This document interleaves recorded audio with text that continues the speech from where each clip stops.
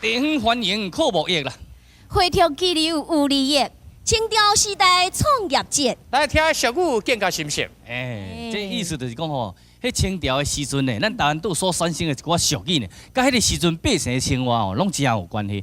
唔相信，咱来介绍今即句俗语，你就知。来，开心辣妹，请。来，定告通宵，下到龙桥。好好好。通宵，通宵我知影是苗栗县的通宵镇。那龙桥是伫倒？我唔知影呢，冇听过啊。他们讲有真侪人唔知啦。我今仔日吼看到这篇我才了解，这龙桥呢，就是古早时代这原住民所号的名。最主要是讲这遍地拢是兰花，伫日本时代呢，才被改做恒春。对。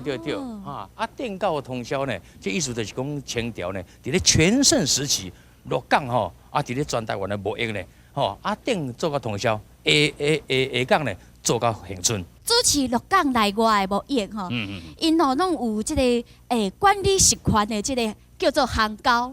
讲到这个行高是什么意思哦？就是较早吼，一寡有钱人，按大陆的有钱人哦，即做生意的啦，来咱这个台湾的鹿港，大家少少的呢吼，就要来创业。创业当然有一个办事处，这办事处呢，就叫做行高。对，因若做生意尔，因个有排毒，调节。咱这纠纷，还佫有主持庙会等权益啦。所以讲有这个办事处呢，会加足方便的。伫咧嘉庆呢21年，对西元呢1816年呢，佫有设八高。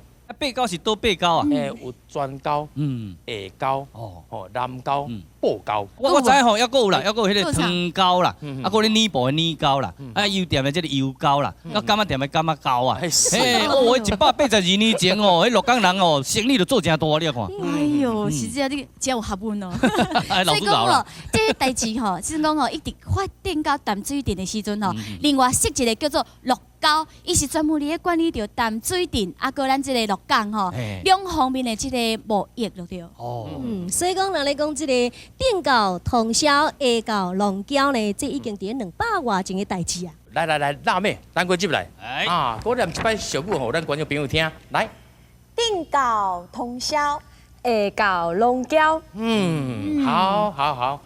这个俗语呢，咱虽然是咧讲迄个鹿港吼，伫咧200年前伊繁荣的迄个状况，但是咱最主要就这个主题呢吼，咱就要提醒咱的观众朋友，咱每一个人啊，对隔壁厝边头尾也是亲戚朋友，咱一定爱多多关心。